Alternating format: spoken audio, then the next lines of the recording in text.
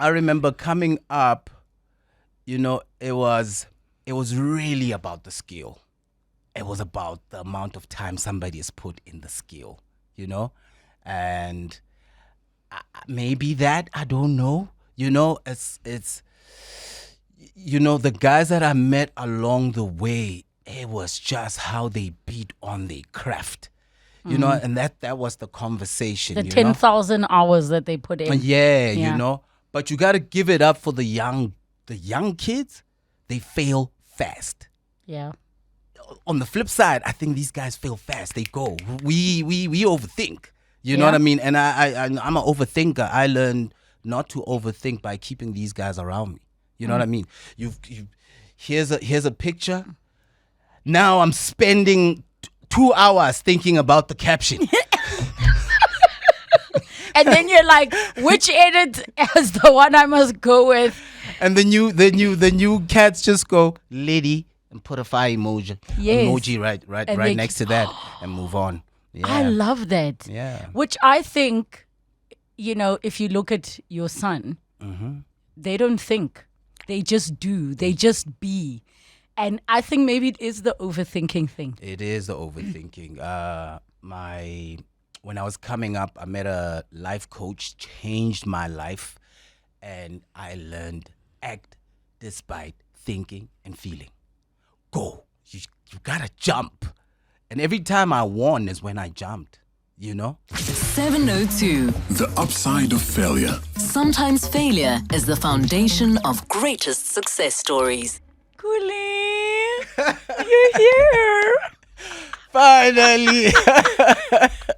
Why are you playing hard to get with me? Yo, you know too much. Why does everyone always say that? Because I know too much. You know too much. You know me from ashy to classy. I was even trying to remember. I don't even remember the first time we met. I can't recall. I know I was ashy.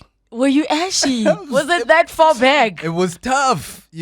I met you at a time when everybody was trying to, in my circle. Yeah. Friends, I'm fresh in Joburg, with the in circle. And the question that would be asked a lot is, so what rapper? Like, is this a real thing? You know what I mean? And that was tough because you know why? It was like, you don't have a car. Where's the money? You know what I mean? So your story's not coming together. Like, so what rapper? You don't have a car. You don't have a place to stay. How does this work? Yeah. My goodness. I met you run about that time.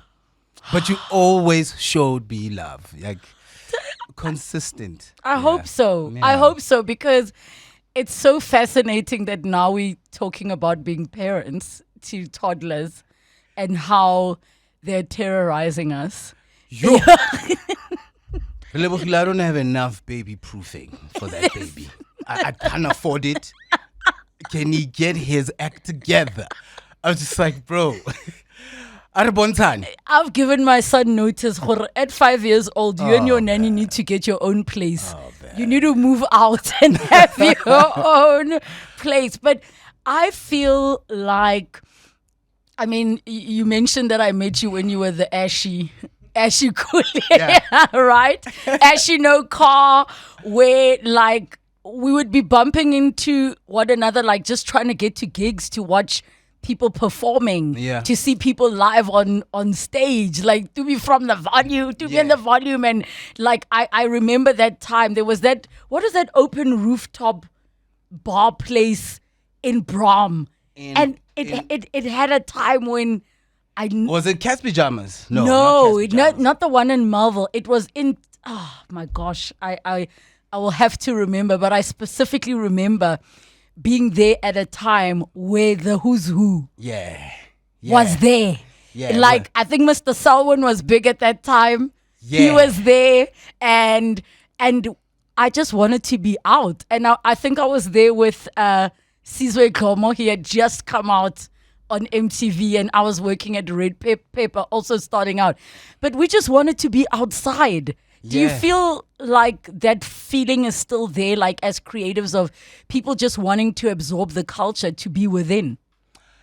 You know what? I have to be honest. It's tougher now. I was chatting with my photographer earlier on, and he's like, "Yo, Marcus Harvey is launching his new EP." I'm like, "Great, that's something I can vibe with." Yes. Because the whole lo halala is too much for me now, and I never thought I would get to a stage where I just feel like I don't fit in. I just never thought I'd be that guy in a club going, I know, this is too much. So you can relate to Andre 3000 saying, I don't know, I'm trying to figure out what to rap about because I'm not the same dude anymore. I 100%. This is what happens. And this is the best rapper of all time. Yeah. Andre 3 Stacks is how I found my flow. Oh. Right? And I always loved the guys who had this kind of complex flow and this, clean cadence. You know what I mean? He was that. So when I learned how to rap and write, that's the guy I followed, right? And I tried to mimic. And to him say, you do get to a place where you don't feel like you have the hip in the hop. It's hip hop. It's hip hop. Well, I also felt like, come on, you don't retire from music. We were having that conversation, Le Monde. You don't retire from music until there's none left in you. But you do get to a place where you feel a little uncool. And I think it's not just to bring it back to the part of it being the culture, right? There was even a baseline era where we were just always there. Yeah. The Carfax era, and I don't know if it's aging or that social media changed things so much that we don't need to leave the house. So this morning someone was like asking me, are you going to Durban in July? So I was like, no, because I'm not getting paid to. And then she's like, I said, I feel old and so disconnected. The idea of my heels sinking in the grass right now when I could be home with my child. Just, you know what? For me, it's the yearning for new spaces. The more things change, the more they stay the same. I feel like, so, I still do shows. So sometimes it feels like, this is 2005, 6, 7, 8, 9, 10, Yeah. 11, all over again. The only difference is the characters in the book have changed, but it feels like, yes, there are new acts and artists that inspire me, that have brought innovation into the space. So, but I still get a kick out of watching live performances. Like tonight, I'm going to check out Marcus Harvey. Amazing. Langa is about to drop his album. So I still go out there and sponge, inspiration. Yeah. I think what's the hardest for me, because I always love reminiscing with people who we come from so far back, and we now are like business people. We are producers, of TV shows, and I look back at like the fallen soldiers along the way. Ooh. It is insane how many contacts I refuse to delete from my phone because I still want to be able to go and listen to a voice note from Jabba or. I don't know if you also have those moments of thinking about what the game has lost and what the culture has lost. AKA Keenan Forbes used to call me at 4 a.m. I don't think we've ever had a conversation ever, and send me videos of him just rapping. He just never lost that enthusiasm and that drive and that hunger. He still sounded the same energy he had in 2008, same energy. Before Run Josie. Like, I'm talking before he dropped Alter Ego, his first album, right? Yes. So, just the other day I was checking out the last videos he sent me, just last week we buried Nkateko Mabaso. NK. Dakes, Jabba. There's just so many. And I remember after Jabba's funeral, the question was, is this an end of an era the end of a chapter. And then, that question comes up a lot where, I found myself, developing a bit of a complex. Like, it's time to let it go. You know what I mean? Really? Yeah, I don't know why. Because when all the guys you came up with pass on, that excitement is gone. These are guys you share memories backstage. You know what I mean? You're about to drop a new song. You send him, what do you think? Now it's like all these guys are gone. Your sounding boards are not there. My sounding boards are not there. It's lonely. It's very lonely, And yeah, and there's all these young guys around me, and I'm glad, I've allowed myself to be vulnerable enough to reach out to the new guys and say, hey man, help me figure this thing out. But what I love about what you're saying, because it's no shade to the young guys, there is something about a shared experience of struggle. Yeah. And I mean, when I think Jabba, because I was at St. Mary's DSG and he was at St. Albans. What's a DSG? And I just remember the girls talking about there's a music video being shot, and they got to be in the video. And of course, there was an era of like being in a music video was right? So I think about I remember those him days, yeah. and him being in barbershop group. And there is something about the shared experience of like you and me knowing we've seen each other ashy. There is something that comes with it. And I don't know if you feel the same sense that I feel. But when I see young people today, they are quicker with technology. They are faster with learning the software. So they can wake up and learn how to produce, edit, all of those things. However, and I can't put my finger on it, there's something that's missing for me. I don't know if it's hunger. I don't know what it is. And if you feel the same thing as well. And it's generally in our industry as a whole. There's something eshotang. And it has nothing to do with money. Yeah. I don't know what it is. It's probably, I don't know if this is the right word. It's because we used the big pen to turn the cassette. They never had to do that. Maybe mastery. I don't know. It's like, I remember coming up, it was really about the skill. It was about the amount of time somebody has put in the skill, and maybe that, I don't know. It's the guys that I met along the way, it was just how they beat on their craft.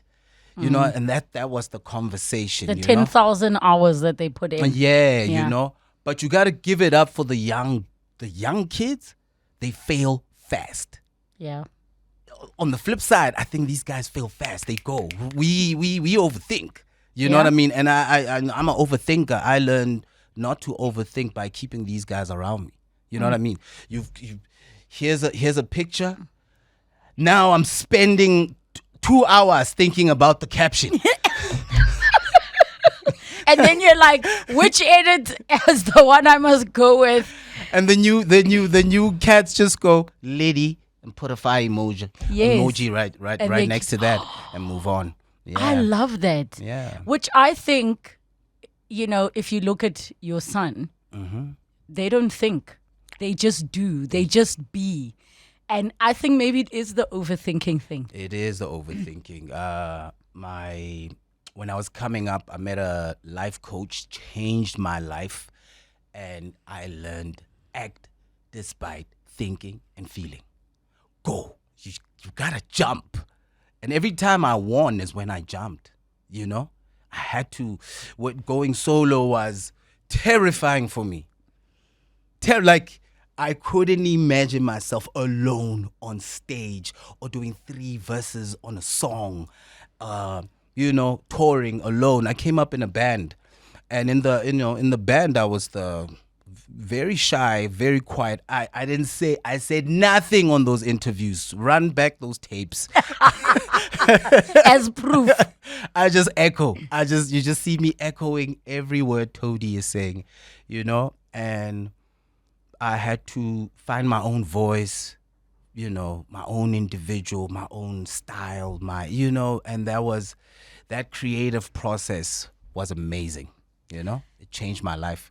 I think also having a great team around you. I Yep. think there was a time we actually had the same team with Rufilo and Kgaugelo. Yes! Yeah, right? We were both dream team babies, yeah. And the one thing that I learned from them, if it weren't for them forcing me to do a 5-year plan and a brand Bible and like actually having to answer questions I hadn't thought about. With Kagiso, ne? Yes. Yeah. He put me through that school of, and Dineo on PR.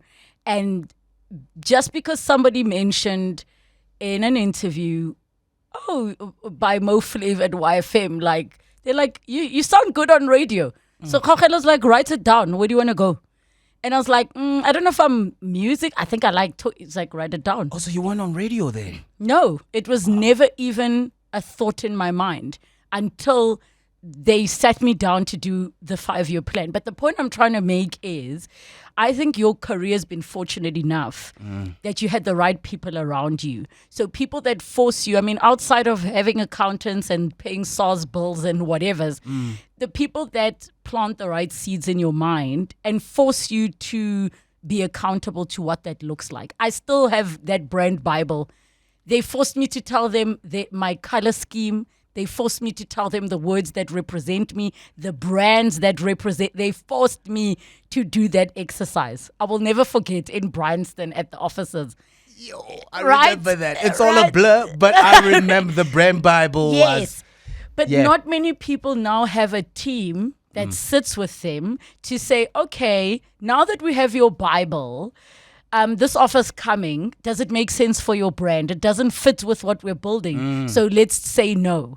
It's easy to just say yes because the rands and cents, right? So I think what really helped you, other than the life coach, is you have had a phenomenal team around you at the right time. At the right time. That is so true.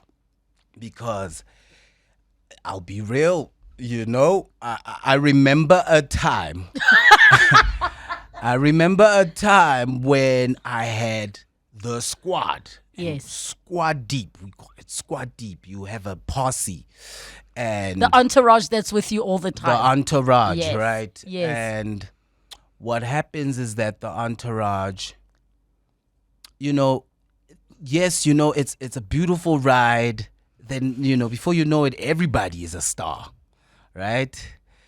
Everybody is a star. Now you're missing appointments. I remember missing Unati's radio show interview with Rude Boy Paul on Why. Yes. And did they call you out on air? I remember them just going, I guess we'll catch him next time. Live on air while I'm on the N1 coming from Pretoria on my way to Joburg because we went hard last night It's and the party just never stopped, So the right team will make you professional, will align you, you know what I mean? So because I know the downside of not having a good team. Trust me, I know. I was going to say, there was a phase, there was an era, ne? I Yeah. don't know which year it was, where it was almost like nobody could get hold of you. Because I would be on projects where people were like, we want Khuli. And I know you were huge at the time, like brand endorsement deals. And then we were just trying to get you for a project. And this man was untouchable. I said, guys, leave him. His moment is coming. We always come full circle, right? This is But- before Dream Team or after? it's after Dream Team, but there was Yeah. a period where, because I think, I wouldn't say I've also gone through it because I've always been a production baby, but there are periods where we take for granted the PR opportunities, the whatevers, right? Oh. Right? So something as simple as, being invited for an interview is because now everyone's demanding it. Now when you need to promote something and now nobody's, so something as simple as that, where even I try to be very intentional when I'm doing interviews, when I'm all those things. And I also know, even for Upside of Failure, what I love about this feature is it's not dependent on an artist promoting something or not. We're talking life. But you could have come 6 months ago, you could have come in a year's time. It was going to be the right conversation for the right moment. But I do know there was a period where I was like, Khuli. That was a dark period. The day Sheila Fari. Oh my, that's my man. The day Sheila Fari puts out her book. I just hope she edits out all the bad parts about Oh me. my gosh. You know, because I would cancel. I don't know how many interviews I canceled, and a lot of it was after my shooting incident. And then I became super camera shy, reclusive. I didn't want to be outside, and anything that would trigger that conversation about that incident, I wanted no part of it. You know what I mean? So Because you were trying to move on. yeah, Like from and we'll get into that to paint the context. yeah. I think I had started radio when the shooting had happened, and it was in our news. I Yeah. think I had called to be like, yo, is this guy okay? Like, Refilwe, Shap, you're okay. I still can't believe that happened to, like, it is so Yeah. insane Yeah. that happened to you. It was a movie. Yeah, it's insane, and that was probably the toughest time for my management team, especially Sheila. Anybody who represented me had a hard time. Because Bless Sheila, who has done PR for every big name in this country, even internationally. Yeah. Bless Sheila. Bless her heart. She's amazing at what she does, and and I go through. It's a cycle. Sometimes the star player in me is alive, and sometimes it's just not. Can I tell you what the medicine I think was for you? Yeah. I think you finding the wife you did it solved everything. Why are you laughing like that? Mutolo wa papa, wa mo puppies. I'm sorry, but Yeah. for me, the change happened, and I say this all the time to listeners. Yeah. The 5 people you spend the most time with are going to determine the trajectory of your life. That is so true. So if your life partner, spouse, that person who is the most influential on every decision you make, including the time you leave the house, they're going to determine whether you're going to fail or succeed. You chose somebody who has that aromat to the ashiness that was your behavior at a certain period. Not Yeah. even of how you look, just there's something that changed in you. Yeah. I don't know what it is, Yeah. but your wife had everything to do with it. Yeah, we'll give her. It is true, she lit my fire. You're gonna lose yourself, and I hope you find somebody that helps you recreate yourself. And she did that effortlessly, and it's the drip, it's the fashion, it's going back on the dance floor, it's just kind of also just getting over yourself a little bit and being a bit more foolish. And she did it effortlessly, man, but she does that with everybody in her life. But I think what's Brought different, out the best in me. you now have direct access to women's intuition. And that portal called the womb is powerful. There are things as women we are open to spiritually that men don't necessarily have a direct line to. So if you remain connected, di tsela tsa hao di tlo dula di bulegile. And that's my view of how I see it. 702. The upside of failure. Proof that a setback can lead to a step forward.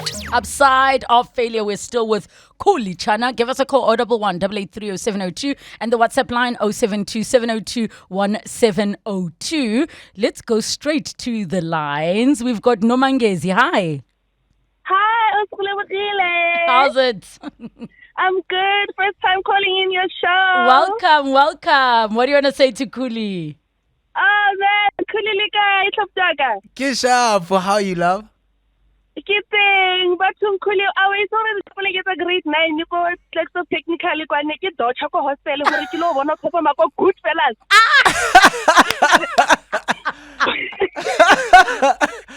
Wow, yeah. But I get Dutch. She say the following morning, go class in Kiboroko fella, grade 9 in Nakana fella. So she waiting, Runari Hudile Reku, looking up to you, and then Ravana Limatlera, do boy Atla fella Joalo. So man, it's so good to see how are you doing now with your lady. Congratulations on your child. Leanna, yeah. Thank you so much. Leanna, Thank you for yay. banking school for me. Forever Yo. indebted to you. Yeah. Yo, banking school is levels when it comes to this thing. One message, Anonymous says, good interview there with Khuli Chana. Well worth saying it again, that the wife that one gets in many cases determines if a man succeeds or fails. Thanks to all supportive wives that help us bring our best. And we've got voice notes that are coming through on 072-702-1702. Hello, Mema Boja. Hello, Mema Boja. Happy Friday, Mema Boja. And then, Kupa Boots, since you were away, uile go what Northwest, utlileling uka impago, ba uka impago. And as Captain say about Sileti Sona Mogo studio. You told Remela location, please, scooter men who go to Ling. Besekiri, cool.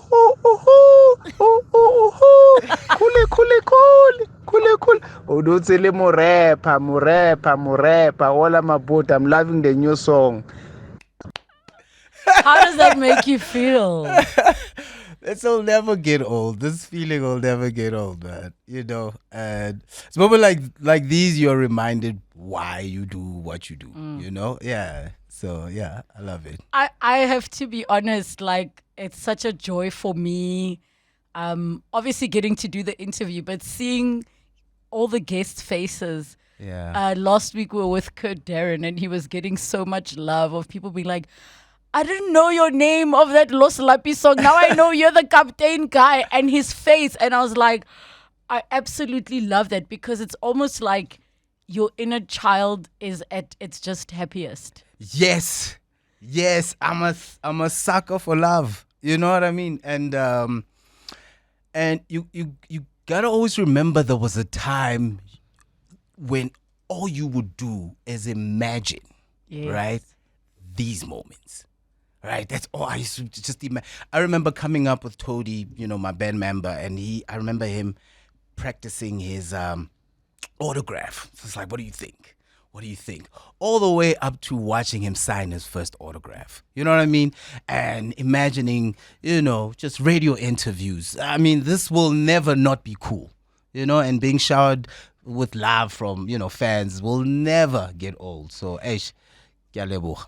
How does the love from peers differ from the love from fans? Because much as, you know, you are moving into the OG category, right? There was a time that there were those before you that you looked up to. And when they co-sign you, I mean, it's like, but maybe share, you know, those in the game that did give you that hand up, and how different that love is from fans. Whoa. Coming up as a stan, you know, fan, Yaha Kabelo Mabalani. Oh, man. Boga. I don't think Boga knows how much I am like low-key a groupie. Like his catalog. Matter of fact, what I did with my solo album, you know, when I had to figure it out and go, what's going to be different? What I did was I stole. To be a great artist, you gotta know how to Yes. steal. Yes. So I kind of chopped his style in song arrangement. Just song arrangement. I was like, this guy knows how to keep you in a loop in the song, right? Because you got to remember there was a time rappers would do what we call 32 bars. So the verse is long Yes. before you get to the chorus. So I then learned how to do 8-bar, sub hook, chorus, hololo, halala, back Yes. to 8-bar. And then you know what I mean? So just keep the audience engaged. And then I remember this one moment I'm performing. I think it was an Old Mutual thing at Kirstenbosch Park, or what's it called? Go Cape Town. Gardens, Kirstenbosch Gardens. Gardens with TKZ. And then I just dropped my first solo album. And then Boga says, yo, can I do some ad-libbing on Fresh Air for you? I'm like, you know it? I was just shocked. You actually know the song. He jumps on with me bar for bar. I'm like, wow. I was growing up, I was obsessed with Boga Love. Double HP literally carried me on his shoulders, the giant he was. So many, man. Another moment for me was another member of TKZ, Tokolo. Magesh was very, he'd give you love, but he'd be extremely cool about it. Like, hey, Zaza, that song you put out is very cute, Zaza. Really cute. That voice is so distinctive. And I love that you mentioned that. I mean, I feel that way about Zwei Baila, and we are very good friends now, but I still stan him because the fact that I come from a classical background and I just appreciate what he's able to do with his compositions and the strings. And there's, for me, he is the most versatile producer this country has that can do opera, classical, gospel, that's my musical genius hero in this country. First time I saw Zwei, I was a teenager on Bob TV. Yo, and he was Bob. a gospel artist. Yes, with his sister. I can't wait for Zwei to share his musical journey. Amazing, brilliant mind. And also just the coolest guy, period. People don't know how funny he is and He how is, naughty he is. yeah. Zwei is naughty. We're going to take a quick break. When we come back, let's talk some failures and then we talk Maftown Heights. The upside of failure, we're chatting to Khuli Chana, 011-883-0702 and the WhatsApp line 072-702-1702. There is a message here that says, best wishes to Khuli, smart, elegant, eloquent. I'm looking at the cover feature on True Love magazine, Feb-March 2023 from my archives. That's from Dr. Philemon Mahuma there, spreading some love as well. I am thinking about when you were younger and what was your understanding of failure? Because you speak a lot about being shy, but you were aware of the fact that you're creative and you knew what you wanted. So what was failure in your mind going to mean? Was it going to be not being famous or not making music or making music that no one was listening to? Oh, man. I had a very interesting relationship with music. Let's just say rap. I came up at a time when it wasn't cool to be a rapper. Yes. Yeah, so you'd get bullied for it. Yeah, hey, what's up, my nigga? What's up? You know what I mean? The girls weren't feeling it. Remember there was one lady who thought I was cute, but the deal breaker was Maro Ole yo, ne?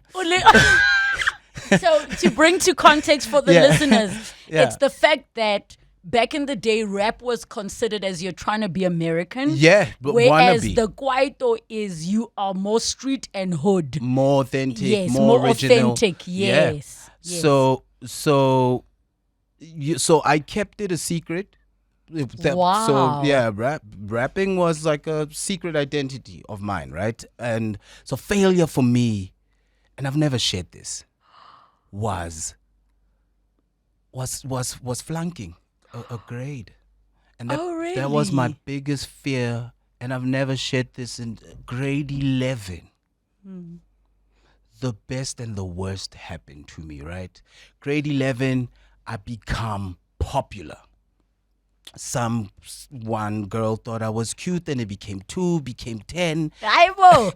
Then, I was prefect. And then, I went to, Botswana high school where, Setswana, first language, when you fail Setswana, you flunk a term and you know. Of course. Yeah. So If it helps, I failed Sepedi. And mine was second language, whereas my dad was like, you embarrass me. that was embarrassing. Yo. That was embarrassing. And I flunked grade 11, right? And Because of Setswana, your home and language. it wasn't just Setswana. My head was not in the game. I'd become popular, and then around that time, I then started. I got a taste of popularity, call it fame, because I then started doing shows at other schools. Right, I kept it a secret at mine, but I'd do shows at like Maftown Heights and international school, whatnot, whatever, and then I was just distracted, and I saw it coming. I was just like, nah, but it would never happen to me. And it happened. And then I link up, I think this Toady, my best friend is going through it. A couple of us are going through it. And then there was a way out. I could literally bump myself up to matric if I move to another town. So I was going to move to Klerksdorp and I was going to go to some technicon. Yes. And then my principal called, my granny for a meeting. And then there goes my street cred. Now I have to go back. So you repeated grade 11. I had to do it. That was the worst. But that Yo. definitely has to be the turning point in my life because I became resilient. I became a little bit more disciplined. I ate that humble pie. How did you tell the family that you failed? Like, how did you say it? Or did you just give them the card? Hey man, I played the victim card. I played the something is wrong, somebody's trying to do me in. Yeah.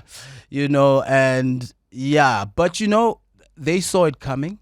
My gran, I was raised by my gran. She saw it coming. She's like, nah. You have changed. You are just not yourself. Something is different here. And yeah. And when that happened, it's the worst feeling because you see your friends, get bumped up. It's you guys, will walk past each other when you're rotating, and it's just the circle of friends will become you. Things change. Can I ask a very tough question? Yeah. Being a mom to a boy, you being a dad to a boy. Yeah. And maybe you can summarize it as we are running out of time. How different do you think that turning point in your life would have been if you were raised by Papa? 100 times better. Having an absent father has always, been the toughest thing to deal with. Navigating through life, the fights, not having somebody to stand up for you. You know what I mean? I remember my mom will always say, "Bablele, your dad is a cop." My mom will always tell me stuff that I knew wouldn't work. I was like, "No, nah," And yeah, that was tough. And I think around grade 11, I was just going through a lot. But the comeback was strong. It was strong. And then that's when I developed my relationship with writing. Became stronger. Obviously, my grades became 100 times better, and I became a new me, But I experienced what rappers call falling off very early. And which is better because there's less to lose when you're a kid than if you fall off now or Exactly. Yeah. I wish we could continue the conversation. Khuli, I absolutely love and respect your work. I love the man you've grown into. I'm in love with your family. And shout out to Gogo for creating this person. Maftown Heights, when are we watching it? Maftown Heights 4-part docu-series. Catch the final episode this Saturday on Channel O. Wow. This is it on Catch Up? You can catch it. You can catch it on Catch So Up. catch it on Catch Up. You can catch the repeat on Wednesday, 7 p.m.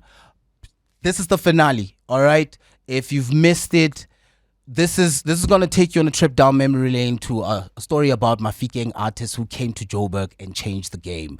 Motswako and the friends of Maftown Heights. Last question. New music. When are we getting some more? New music coming real soon. Hang tight. Hang tight. Follow Khuli on the socials. Thank you for joining us on The Upside of Failure. 702. The Upside of Failure. Sometimes failure is the foundation of greatest success stories.